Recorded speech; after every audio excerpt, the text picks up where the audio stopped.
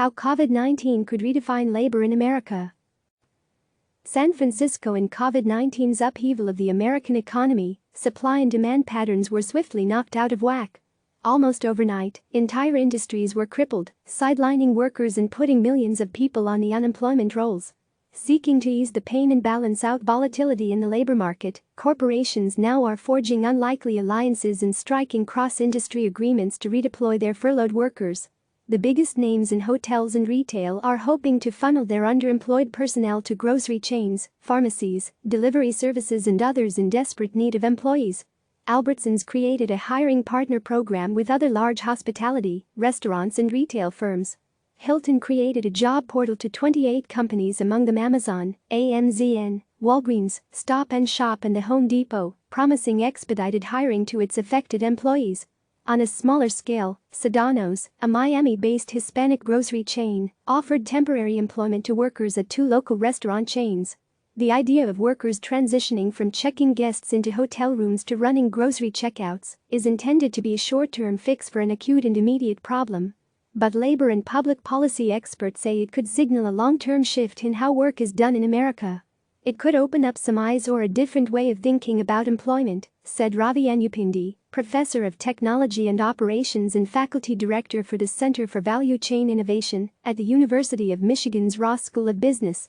The needs of now. It didn't take long for pain points to emerge at the companies experiencing severe spikes in demand. Our workers are pretty much at the max, said Mark Perrin, president of the United Food and Commercial Workers International Union, which represents more than 1.3 million workers in places such as grocery stores, meat packing plants, chemical facilities and cannabis shops. They're working 6 days a week, 8 to 12 hours a day, he said. Hours are going to break at some point. It's a long time to be working that long of a shift on concrete all day. Perrin, who said favors employee sharing arrangements, noted that UFCW opened a hiring portal of its own. Working with companies like Albertsons and CVS in this capacity is completely new for such companies as Hilton and Kohl's.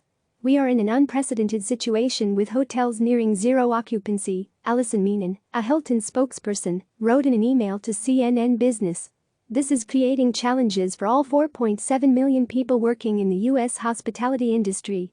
Helping our team members find alternative work at this time is one of the best ways to support their financial health and ensure that Hilton is able to welcome them back when travel resumes. Kohl's, which announced store closures with plans to pay employees for up to 14 days, has partnered with Albertsons to find temporary work for affected employees, said Jen Johnson, the department store chain's senior vice president of communications. We will welcome our associates back to Kohl's whenever we are able to reopen our stores, she said via email. We want our associates to do what's best for them and their families, which could mean seeking additional employment while our stores are temporarily closed.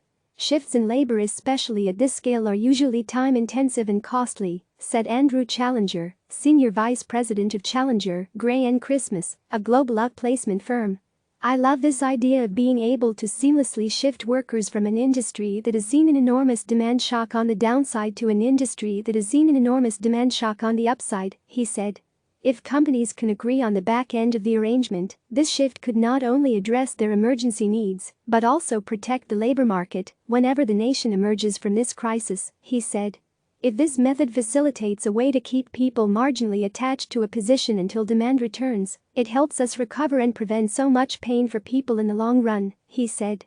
This addresses labor market frictions and eliminates elements that make it harder or more costly for employers to find workers, said economist Harry J. Holzer, a professor at Georgetown University's McCourt School of Public Policy. Then again, it does give a leg up to an insider and could result in someone else, perhaps a person in a disadvantaged economic position, missing out on a job, he said, adding that another concern could be the potential for collusion on aspects such as wages and benefits. One can imagine that if both sides of both firms like it, that they might want to continue some kind of arrangement like that, he said. And there again you can see the benefits to each side, but I worry about that collusion issue. What the future could bring. Employee sharing is hardly a new concept, but it's never been done to this scale, Anupindi said. The practice has a longer history in Europe, he said, referencing studies by Cornell University's Industrial and Labor Relations School. In countries such as Belgium and France, companies establish an employer group and coordinate assignments to a shared group of workers who would have full-time employment but utilize their skills at several different companies.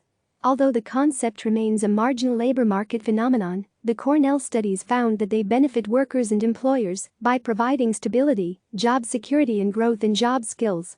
Alternatively, the efforts run the risk of overworking individuals as well as isolating them from an organizational structure. Regardless, such moves require strong planning, mutual trust and a predictable pattern of employment needs.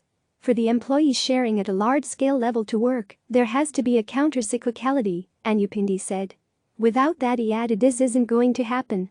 He uses as an example how a lawn mowing service whose workers are busy in summer could see value in sharing workforces with a business that specializes in snow removal in the wintertime. But COVID-19 has been anything but predictable or expected. What you're seeing here is what I would classify as unpredictable seasonality, a shock to the system, he said. Although it's doubtful that large companies will continue to run these services in a consistent manner, a look at China since the outbreak may offer some clues. Alibaba, Baba and JD.com launched employee sharing programs in February. To what extent such arrangements continue could provide insights for other multinational companies. This is, in my mind, the largest global natural experiment of the future of work, Anupindi said. Click subscribe to receive the latest news.